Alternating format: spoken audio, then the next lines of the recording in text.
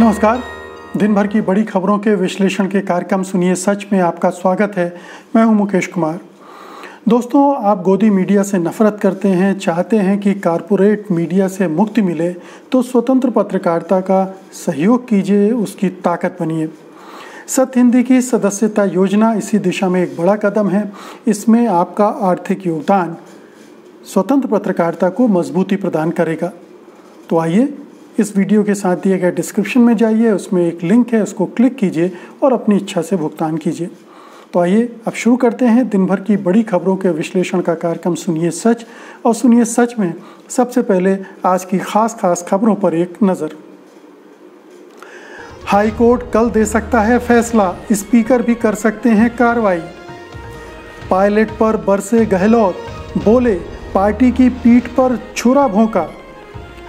राहुल का हमला, मोदी की 56 इंच वाली छवि का लाभ उठा रहा है चीन। सुप्रीम कोर्ट ने यूपी सरकार से पूछा, विकास दुबे जमानत पर कैसे था।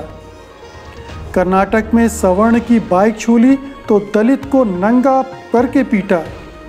खास खबरों पर नजर डालने के बाद आइए अब सिलसिला शुरू करते हैं बड़ी खबरों के विश्लेषण का। सबसे पहले आज की सबसे बड़ी खबर, देश भर की निगाहें राजस्थान के हाई कोर्ट पर लगी हुई थी, क्योंकि वहां सुनवाई होनी है, सुनवाई चल रही है।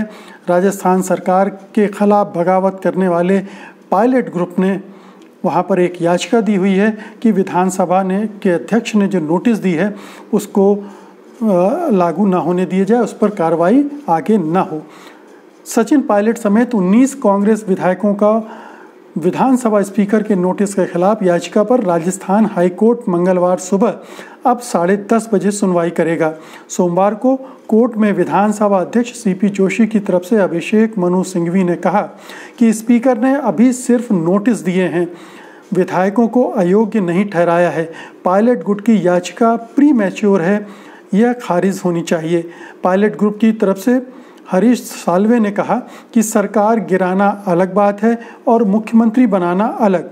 विधानसभा स्पीकर की ओर से जारी नोटिस के खिलाफ पायलट गुट ने अपील की थी।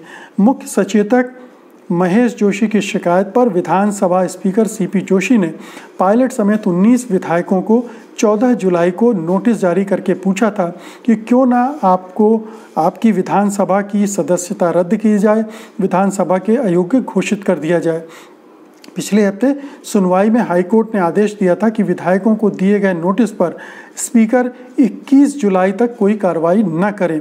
इस आदेश के बाद विधानसभा स्पीकर ने पायलट गुट के विधायकों को नोटिस का जवाब देने के लिए 21 जुलाई शाम 5:30 बजे तक का वक्त दे दिया। संभावना जताई जा रही कि हाईकोर्ट कल अपना फैसला दे सकता है और कल ही विधानसभा अध्यक्ष भी बागियों के खिलाफ कार्रवाई कर सकते हैं। तो मामला हाईकोर्ट में है और अभिषेक मनु सिंघवी की इस दलील में बहुत दम है कि ये प्री मैच्योर है, क्योंकि जब तक विधानसभा अध्यक्ष कोई कार्रवाई नहीं करते हैं तब तक उनको रोका नहीं जा सकता, क्योंकि उनकी जो ताकत है वो असीमित है विधानसभा के मामलों में, उसमें कोर्ट भी दखल नहीं दे सकता। तो अगर उन्होंने विधानसभा अध्यक्ष ने इनकी सदस्यता रद्द कर दी जाती तब उस मामले की सुनवाई करता कोर्ट, और फिर उसमें अगर विधानसभा अध्यक्ष की तरफ से कुछ गलत हुआ होता तो उसके बारे में वो निर्णय दे सकता था। लेकिन चूंकि अभी तक विधानसभा अध्यक्ष ने कोई कार्रवाई की ही नहीं है, इसलिए इस लिहाज से ये प्री मैच्योर केस है और जाहिर है कि हाई कोर्ट भी इसमें किसी हद तक जा नहीं सकता, कोई विधानसभा अध्यक्ष को रोक नहीं सकता कोई कदम उठाने से। तो लगता ये है कि कल हाई कोर्ट भी इस मामले में किसी तरह का कोई ठोस फैसला नहीं देगा और विधानसभा अध्यक्ष चूँकि इस मामले में स्वयंभू हैं तो शाम 5:30 बजे तक इन बागी विधायकों की सफाई का इंतज़ार करेंगे और उसके बाद फिर कोई अगला कदम उठा सकते हैं, या तो विधानसभा की उनकी सदस्यता ही रद्द कर सकते हैं, ये फैसला लेने का उनको हक है। और फिर हो सकता है कि पायलट गुट ने तैयारी कर रखी हो कि हाई कोर्ट के बाद तुरंत सुप्रीम कोर्ट जाकर एक वहाँ अटेम्प्ट करेंगे, वहाँ विधानसभा अध्यक्ष को रोकने की कोशिश करेंगे, क्योंकि अब वो बुरी तरह से फंस गए हैं। अब उनकी सदस्यता दांव पर लग चुकी है और उसको रोकना कोर्ट के वश में भी नहीं है। विधानसभा अध्यक्ष इस मामले में कार्रवाई करने में सक्षम हैं। फिर बाद में कोर्ट में सुनवाई होती रहेगी और ऐसा बहुत सारे मामले हुए हैं जिनमें कई कई सालों तक ये सुनवाई चलती रहती है और उनकी वो विधानसभा में की कार्रवाई में हिस्सा नहीं ले सकते हैं। तो ये तमाम सिचुएशन बन रही है। ये भी कहा जा रहा है कि बुधवार को गहलोत विधानसभा के मंच पर अपना बहुमत भी साबित कर सकते हैं। तो अगर ये 19 विधायकों की सदस्यता चली जाती है तो गहलोत के लिए ये काम करना कोई बहुत मुश्किल नहीं होगा। अगली खबर का रुख करते हैं। राजस्थान के मुख्यमंत्री अशोक गहलोत ने सचिन पायलट पर बड़ा हमला करते हुए कहा कि वे 6 महीने से सरकार गिराने की कोशिश कर रहे थे। राजस्थान के होटल फेयरमाउंट में अपने विधायकों से मुलाकात के बाद गहलोत ने कहा वे पिछले 6 महीने से षड्यंत्र कर रहे थे। भारतीय जनता पार्टी के सहयोग से वे सरकार गिराना चाहते थे। वे बीजेपी ज्वाइन करना चाहते थे, लेकिन जब विधायकों ने इनकार किया तो कहा थर्ड फ्रंट बना लेंगे। 26 साल की उम्र में केंद्रीय मंत्री बन गए। 36 साल में प्रदेश कांग्रेस कमेटी के अध्यक्ष बन जाओ। 6-7 साल में डिप्टी सीएम बन जाए। 10-12 साल में सब कुछ मिल गया, ऐसा कम होता है। लेकिन उन्होंने कांग्रेस की पीठ पर छुरा भोंका है। गहलोत ने कहा कि मैं जब कहता था कि षड्यंत्र हो रहा था तो लोगों को यकीन नहीं होता था, कोई नहीं मानता था कि मासूम चेहरे वाला ऐसा कुछ करेगा। उन्होंने कहा कि राजस्थान इकलौता ऐसा राज्य है जहां 7 साल से प्रदेश अध्यक्ष को हटाने की मांग नहीं की गई, जबकि हम जानते थे कि वो निकम्मा है, नाकारा है, केवल लोगों को लड़ाने का काम कर रहा है। उन्होंने इस दौरान ये भी कहा कि मैं बैगन बेचने नहीं आया हूँ, सब्जी बेचने नहीं आया हूँ, मैं मुख्यमंत्री हूँ। अशोक गहलोत ने यह भी कहा कि सचिन पायलट का चाल, चरित्र, चेहरा सब बाहर आ गया है। वे क्या वकीलों की फीस अपनी जेब से दे रहे हैं? कहाँ से आ रहा है ये पैसा?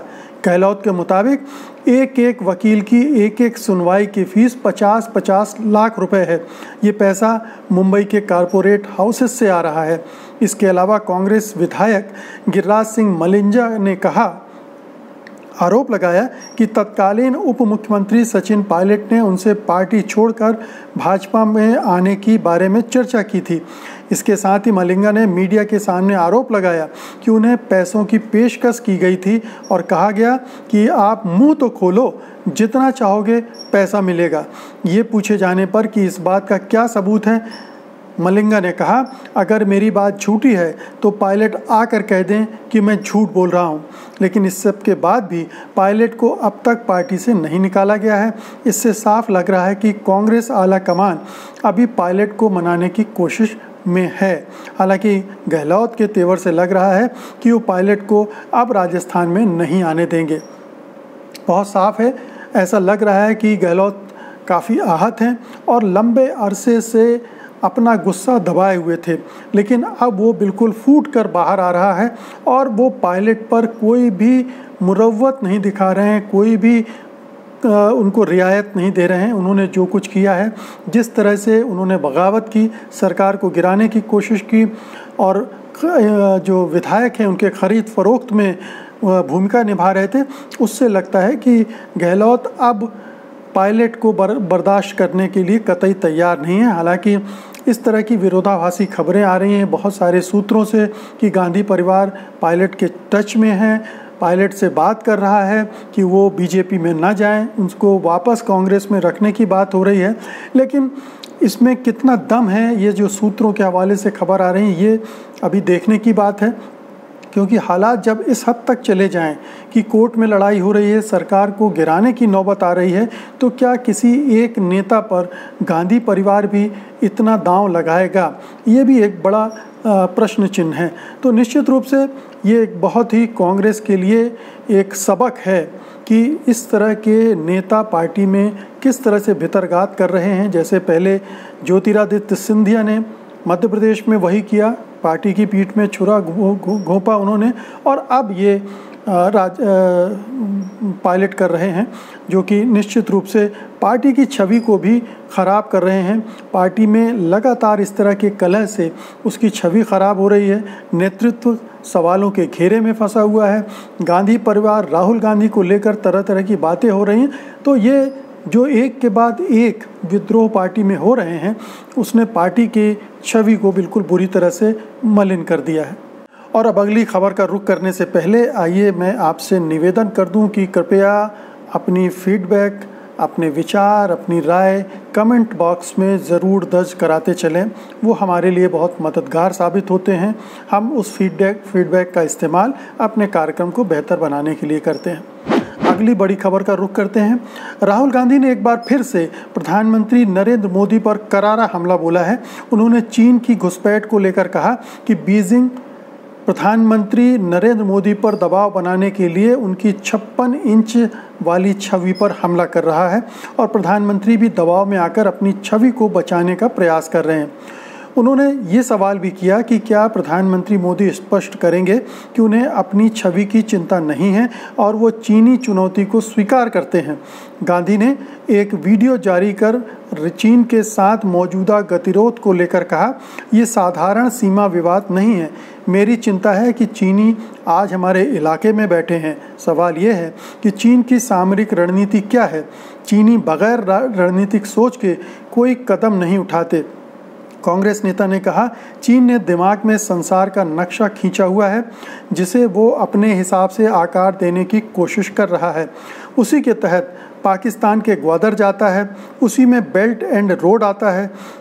कांग्रेस नेता ने कहा, चीनी एक खास तरीके से दबाव बनाने के बारे में सोच रहे हैं। वे प्रधानमंत्री की छवि पर हमला कर रहे हैं।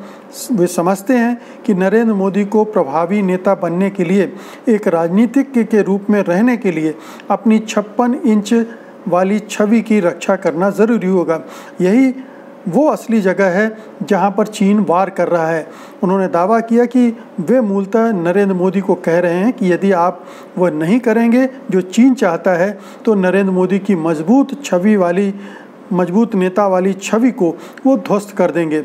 वहीं बीजेपी अध्यक्ष नड्डा ने कहा कि सालों से एक राजवंश प्रधानमंत्री नरेंद्र मोदी को बर्बाद करने की कोशिश कर रहा है, लेकिन उनके लिए दुख की बात है कि पीएम मोदी का 130 करोड़ भारतीयों के साथ जुड़ाव गहरा है। वो उनके लिए जीते और काम करते हैं। जो लोग उन्हें बर्बाद करना चाहते हैं वे केवल अपनी ही पार्टी को बर्बाद कर देंगे। नड्डा ने कहा, हमने आज एक बार फिर आरजी रीलॉन्च प्रोजेक्ट का विफल संस्करण देखा।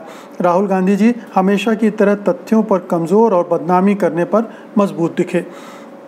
तो ये राहुल गांधी एक सिलसिला चला रहे हैं। एक वीडियो अभी उनका एक दिन पहले आया था, ये दूसरा वीडियो है। उन्होंने कहा है कि समसामयिक विषयों पर वो लगातार इस तरह की टिप्पणियां करेंगे और निश्चित रूप से ये मुद्दा जो उन्होंने उठाया है कि प्रधानमंत्री ने एक अपनी जो नकली छवि गढ़ी है कि वो बहुत ही मजबूत प्रधानमंत्री हैं, बहुत ठोस इरादे वाले प्रधानमंत्री हैं, 56 इंच का उनका सीना है।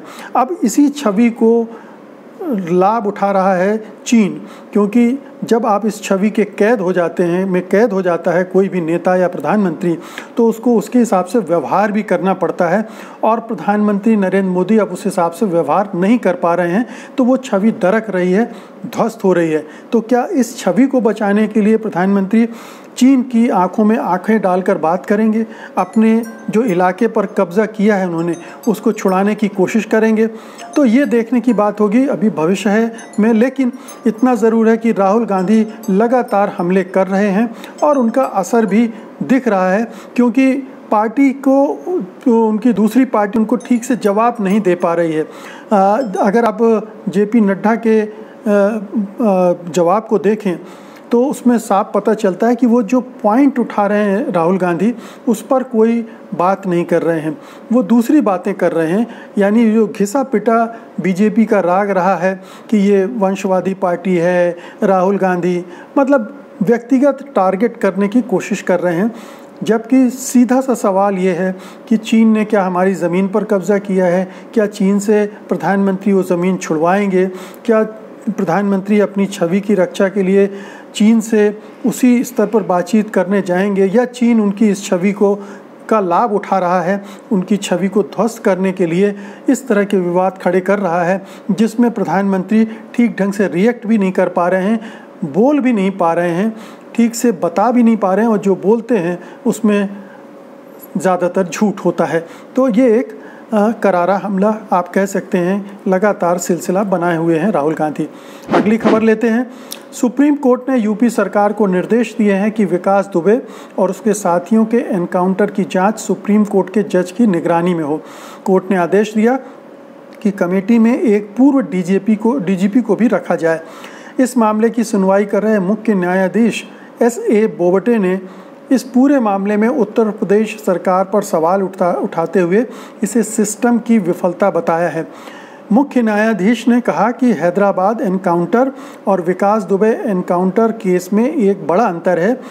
वे एक महिला के बलात्कारी और हत्यारे थे जिनके पास हथियार नहीं थे, जबकि दुबे और उसके साथी पुलिसकर्मी के हत्यारे थे।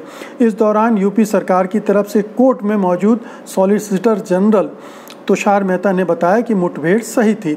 इस पर मुख्य न्यायाधीश ने कहा, मगर राज्य सरकार का काम कानून व्यवस्था बनाए रखना है, जिसके लिए ज़रूरी है कि अपराधियों को गिरफ्तार किया जाए, उन पर मुकदमा चलाया जाए और कानून से उन्हें सज़ा मिले।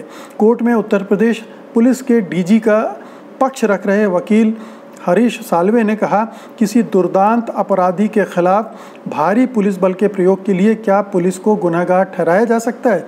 हम पुलिस का मनोबल नहीं गिरा सकते।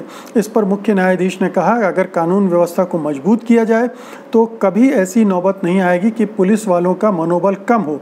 मुख्य न्यायाधीश ने कहा, हमें इस बात से हैरानी है कि इतने आपराधिक मामले सिर पर दर्ज होने वाला व्यक्ति जमानत पर रिहा था और उसने आखिरकार ऐसा कांड कर दिया। इस मामले में अब अगली सुनवाई बुधवार को होगी। तो अगर आप सुप्रीम कोर्ट के पूरे रवैये को देखें तो बिल्कुल साफ है कि वो उत्तर प्रदेश सरकार को कटघरे में खड़ा कर रहा है।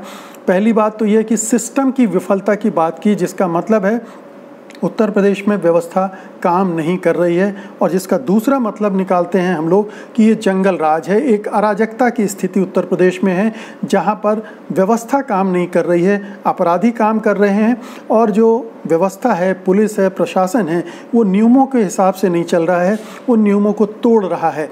एक बात। दूसरी बात, जो भी सुप्रीम कोर्ट के मुख्य न्यायाधीश ने कहा है, अगर आप उसको डिकोड करने की कोशिश करें तो उसमें साफ दिख रहा है कि सुप्रीम कोर्ट राज्य सरकार के इन तर्कों से बिल्कुल भी सहमत नहीं है कि ये एनकाउंटर हुआ था, फेक एनकाउंटर नहीं था। चाहे तुषार मेहता ने कहा हो कि मनोबल गिराने की बात है, तो मनोबल गिरने की स्थिति क्यों बनी, इसके लिए भी उन्होंने परोक्ष रूप से राज्य सरकार को ही जिम्मेदार ठहराया है कि चूंकि व्यवस्था ठीक से काम नहीं कर रही है, कानून ठीक से काम नहीं करने दिया जा रहा है, यानी आप अपराधियों को पकड़ें, उन्हें अदालत में लाएं और सज़ा हो, ये जो पूरी कड़ी है इसको तोड़ दिया गया है और राज्य सरकार एनकाउंटर वाला तरीके पे चली गई है, जिसकी वजह से ये स्थिति निर्मित हुई है। तो निश्चित रूप से ये यूपी सरकार के लिए बहुत बड़ा इंडिक्टमेंट है। उसको एक तरह से कहा गया है कि वो दोषी है इन सारे मामलों में, और विकास दुबे के एनकाउंटर के मामले में भी राज्य सरकार को दोषी मान रहा है सुप्रीम कोर्ट, और इसीलिए एक इंडिपेंडेंट जांच की बात कर रहा है। उत्तर प्रदेश सरकार ने जांच तो बैठाई हुई है, लेकिन उसके अलावा सुप्रीम कोर्ट कह रहा है कि एक अलग इंडिपेंडेंट जांच होगी जो सुप्रीम कोर्ट के एक रिटायर्ड जज की देखरेख में होगी। जाहिर है कि सुप्रीम कोर्ट की निगाहें भी इस जांच में रहेंगी, तो ये राज्य सरकार के लिए एक बड़ा झटका माना जा सकता है। और अब आज की आखिरी सबसे बड़ी खबर, कर्नाटक में एक सवर्ण की मोटरसाइकिल छू लेने के कारण एक दलित को कथित तौर पर नंगा करके बुरी तरह पीटा गया। उसके परिवार वालों को भी बख्शा नहीं गया और उन्हें भी बुरी तरह मारा पीटा गया। राजधानी बेंगलुरु से करीब 530 किलोमीटर दूर विजयपुर जिले की ये घटना है। एक वीडियो में साफ देखा जा सकता है कि कुछ लोगों ने एक व्यक्ति को नंगा करके ज़मीन पर लिटा दिया है और उसे लाठियों व जूतों से बुरी तरह पीट रहे हैं। पुलिस ने इसकी पुष्टि कर दी है और मामले की जांच भी शुरू कर दी है। वरिष्ठ पुलिस अधिकारी अनुपम अग्रवाल ने कहा, मिनाजी गांव में दलित पर हुए हमले के मामले में तालीकोट थाने में केस दर्ज कर लिया गया है। उन्होंने कहा कि आरोप है कि जब दलित व्यक्ति ने एक सवर्ण की मोटरसाइकिल को भूल से छू लिया तो 13 लोगों ने मिलकर उसे और उसके परिवार वालों को पीटा। कर्नाटक में दलित अत्याचार और भेदभाव की वारदातों में लगातार इजाफा हो रहा है।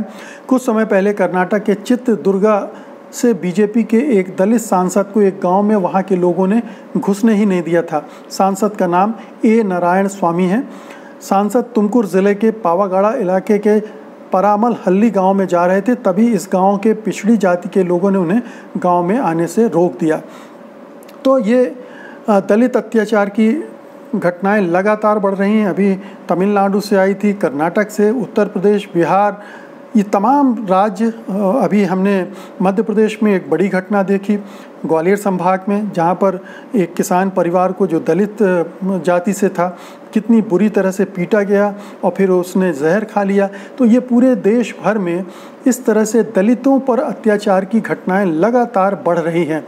और इसकी वजह है कि जो पार्टियां सत्ता में आई हैं उनमें सवर्ण जातियों का बहुमत है, पहले भी रहता था, लेकिन अब उसमें वो एक आक्रामकता आ गई है कि दलितों को वो बर्दाश्त नहीं कर रहे हैं। दलितों को वो उस जगह पर रखना चाहते हैं जहाँ पर मनु ने रखा है, यानी उनको बाकी समाज से काट के रखो, उनसे वही काम लो जो मनु ने तय कर दिया है। और इस वजह से ये स्थितियाँ निर्मित हो रही हैं। राज्य सरकारों की भूमिका भी कोई बहुत अच्छी निकल कर नहीं आ रही है। ऐसे में आप सोचिए, अगर दलित एट्रोसिटीज़ एक्ट ना होता तो जिसको हटाने की मांग लगातार ये सवर्णवादी पार्टियां कर रही हैं, तो अगर ना हो तो वो प्रोटेक्शन भी इन दलित जातियों को नहीं मिलेगा। तो कहने का मतलब ये है कि बहुत ही गंभीर हालात हैं, लगातार बिगड़ रहे हैं दलितों के लिए, आदिवासियों के लिए, कई जगह पर पिछड़ों के लिए, क्योंकि ये जो ताकतवर जातियां हैं, सवर्ण जातियां हैं, वो उन पर शासन करने के लिए, उन पर अपना वर्चस्व और प्रभुत्व स्थापित करने के लिए तरह तरह से उनको प्रताड़ित कर रही हैं। और अब बुलेटिन के अंत में एक नज़र डालते हैं ताज़ा तरीन खबरों पर फटाफट। कोरोना से जुड़ी खबरें। भारत में एक दिन में संक्रमित होने वाले लोगों की संख्या के मामले में अब विश्व में वो दूसरे नंबर पर पहुंच गया है। 40,000 से ज़्यादा केसेस दर्ज किए गए हैं। ब्राज़ील पहले आगे था, ब्राज़ील को पछाड़कर अमेरिका के बाद भारत दूसरे नंबर पर पहुंच गया है। दिल्ली एम्स में कोवैक्सीन का ट्रायल शुरू हो गया है। अब इंडियन मेडिकल एसोसिएशन के ताज़ा बयान से ये चिंता बढ़ गई है कि दरअसल IMA का कहना है कि देश में कोरोना कम्युनिटी ट्रांसमिशन शुरू हो गया है। तो ये IMA का कहना है कि कम्युनिटी ट्रांसमिशन शुरू हो गया है, जो एक खतरनाक बात है। देश में एक दिन में 40,425 नए मामले आए। एक दिन में अब तक ये सर्वाधिक मामले हैं। देश में कुल संक्रमितों का आंकड़ा 11,18,000 के पार चला गया है। भारत में मृत्यु दर पहली बार 2.5% से कम हो गई है। मृत्यु दर में कमी आ रही है, या पता नहीं आंकड़ों में हेराफेरी हो रही है या आंकड़े सही ढंग से कलेक्ट नहीं किए जा रहे हैं। और दुनिया में संक्रमितों का आंकड़ा 1,45,00,000 से अधिक चला गया है। तो दोस्तों, ये थी आज की तमाम बड़ी खबरें और उनका विश्लेषण। उम्मीद है कि आपको ये अच्छा लगा होगा और आप इस वीडियो को लाइक करेंगे, शेयर करेंगे और satyhindi.com को सब्सक्राइब भी करेंगे। अब मुझे अनुमति दीजिए, कल मैं फिर आऊँगा कल की बड़ी खबरों के साथ, उनके विश्लेषण के लिए। तब तक के लिए नमस्कार। सत्य हिंदी के और वीडियोस को देखने के लिए हमारे YouTube चैनल को सब्सक्राइब करें और सीधे नोटिफिकेशन पाने के लिए बेल आइकन दबाएं।